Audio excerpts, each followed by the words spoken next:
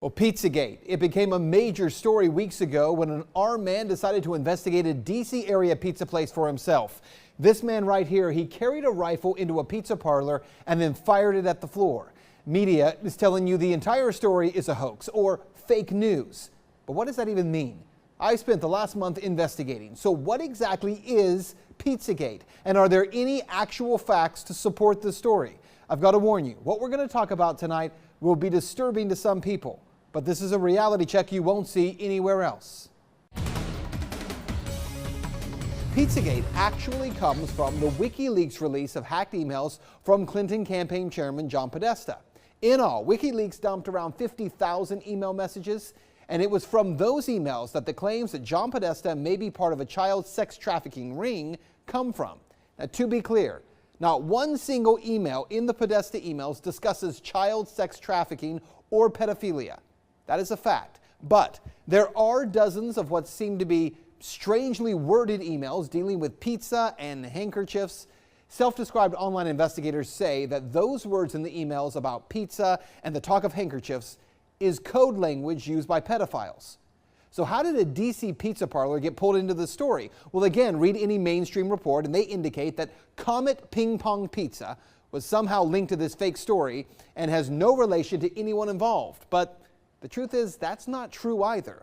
What media is ignoring is that the Comet Ping Pong Pizza place is actually referenced in the Podesta emails at least a dozen or so times, and that the owner of that place, James Alfantis, is a friend of John Podesta. He was actually named, this is kind of strange, by GQ magazine as one of the top 50 most powerful people in Washington. Yes, we're talking about a pizza parlor owner.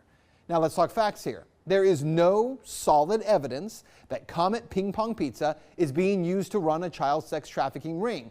But there are some very strange connections between Comet Ping Pong Pizza and a second pizza place 2 doors over, Besta Pizza, and the accusations of pedophilia. Now this is where things start to get strange when you research this story.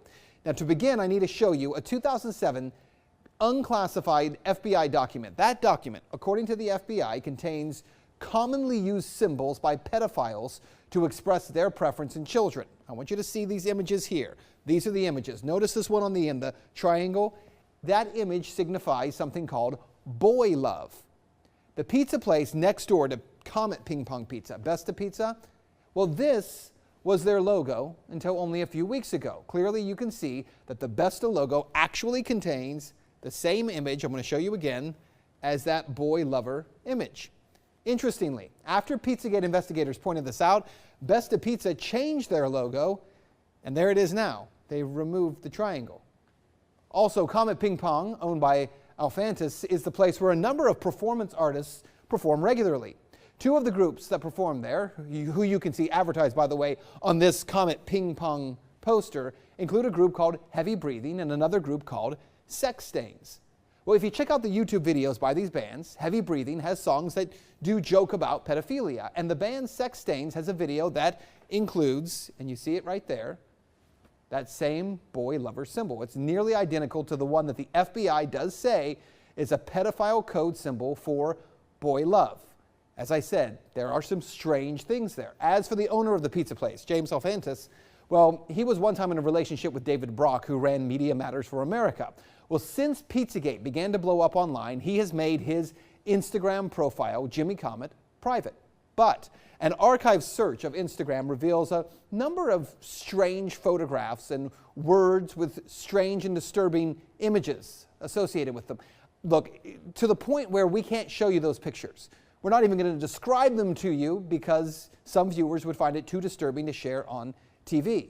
Now let's talk about the Podesta brothers, because remember, it was John Podesta's email that was hacked. In those leaked Podesta emails, John Podesta talks about his close relationship with Dennis Hastert, the former Speaker of the House, who was recently sentenced to 15 months in prison for abusing boys years ago. He was referred to by the judge as a serial child molester. According to the Washington Post, visitors to Tony Podesta's home in Falls Church got an eyeful when they walked into a bedroom at the Podesta residence hung with multiple color pictures by Katie Grannon, a photographer known for documentary-style pictures of naked teenagers in their parents' suburban homes. And to be clear, that just begins to scratch the surface of how strange some of this stuff is. And bear in mind, we can't get into a lot of the real details of it because of the limits on broadcasting this on television. But it is some very strange stuff. Now keep in mind, again, there is no proof here that there is a child sex ring being operated out of a DC pizza parlor. Investigators have already proven there's nothing to the story, right?